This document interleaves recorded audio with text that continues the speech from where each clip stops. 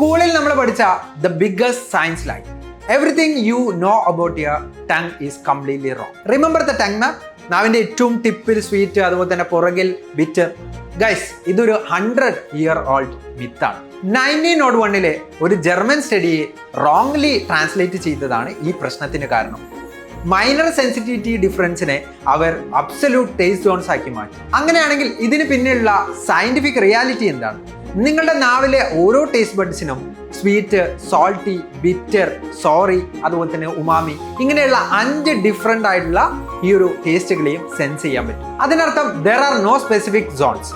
നമ്മുടെ ടങ് എന്ന് പറയുന്നത് ഒരു ഡെമോക്രാറ്റിക് ഫ്ലേവർ സെൻസറാണ്.